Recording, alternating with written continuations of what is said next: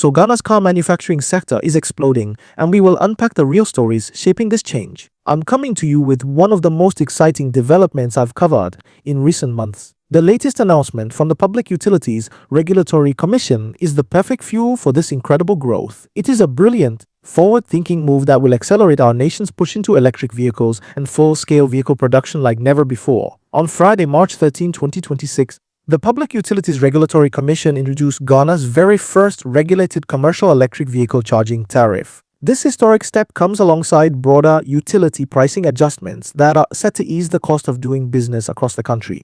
This combination of measures is precisely what our rapidly scaling car manufacturing plants need to thrive. Assembly lines humming with electric prototypes, testing fleets charging efficiently, and investors pouring in because energy costs are now predictable and competitive. That is the massive expansion we are witnessing right now. Let me break this down for you in clear. Starting April 1st, 2026. Commercial EV charging stations across Ghana will operate under a brand new tariff set at exactly 21 plus Ghana pesos, that is GTH 2016, per kilowatt hour. On top of that, operators will pay a straightforward monthly service charge of GH 500. In my view as the journalist who has followed Ghana's energy and industrial policies for years, this is a masterstroke. It finally gives commercial charging providers the regulatory certainty they have been waiting for, which in turn will make it far easier for our car manufacturers to integrate electric vehicles into their production cycles and distribution networks. This is not a small adjustment. It is the foundation for an entire ecosystem. Our car manufacturing sector is already expanding at a breathtaking pace, with new plants coming online, local assembly partnerships forming, and Ghanaian engineers designing vehicles tailored for African roads. The introduction of this dedicated commercial EV tariff means manufacturers can now plan their charging infrastructure with confidence, knowing the cost per kilowatt hour is fixed and fair. My insight here is crystal clear. This single policy removes one of the biggest barriers that previously slowed down EV adoption in our industrial heartlands, and it positions Ghana as a serious player in the continental shift towards sustainable mobility. But the story gets even better. The same quarterly review that brought us the EV charging tariff also delivers welcome relief across the entire utility landscape.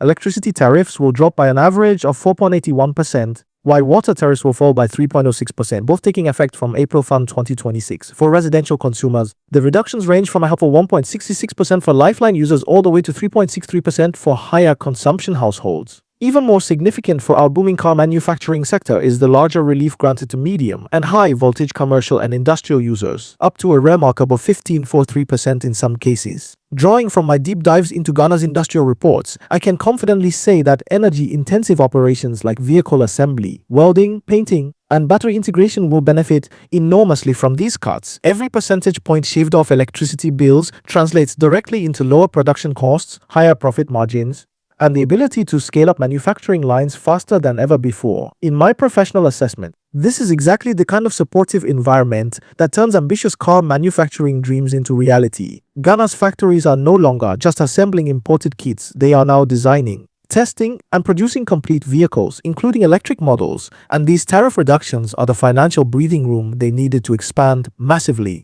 The adjustments do not stop at electricity. Water tariffs have also been lowered thoughtfully across multiple categories. Lifeline residential users consuming between 0 and 5 cubic meters will now enjoy a drop from GK 602 to 10.0349 per cubic meter, with parallel reductions applied to commercial, industrial, and even bottled water rates. While this might seem like a household matter at first glance, my insight as an industry watcher tells a different story. Water is essential in car manufacturing, from cooling systems in paint shops to cleaning processes in assembly plants and battery production facilities. Lower water costs mean our expanding car factories can operate more efficiently and sustainably, keeping overall overheads down and allowing them to invest more in research, local talent, and cutting-edge technology. What makes these changes truly brilliant is the careful economic thinking that underpins them. The Public Utilities Regulatory Commission conducts its quarterly tariff reviews with a clear focus on real-world movements in the Ghana cedi versus the US dollar exchange rate, domestic inflation trends, natural gas prices, and the evolving mix of electricity generation sources.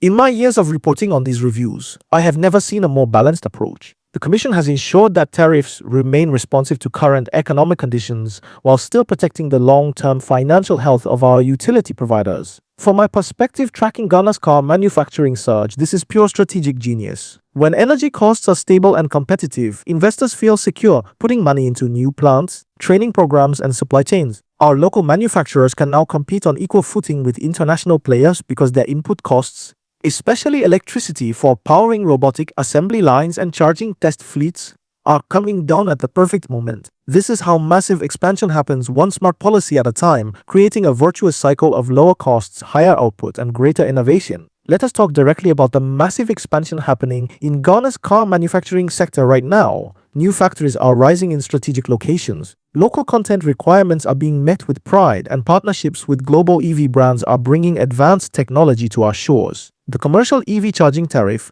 and the accompanying electricity reductions are not side notes. They are central drivers of this growth. Manufacturers can now install on-site charging stations for their electric vehicle prototypes and commercial fleets without worrying about unpredictable pricing. This means faster testing cycles, smoother logistics, and the ability to scale production from hundreds to thousands of units per year. The timing could not be better. Ghana's car manufacturing sector is already attracting major investments because of our young, skilled workforce and improving infrastructure. With these tariff measures in place, the sector will expand even more rapidly, creating thousands of direct and indirect jobs, boosting exports, and positioning our nation as a regional hub for electric mobility. The blueprints have been seen by experts, spoken with the engineers, and followed the supply chain developments, and this policy package is the accelerator pedal our automotive industry has been waiting for. Beyond the factories, everyday Ghanaians will also feel the positive ripple effects. Lower residential electricity and water bills from April 1 will put extra money back into family budgets, while the commercial reductions will help keep prices stable for goods and services. But the real story I want to highlight is how this all ties back to our car manufacturing expansion. When factories grow,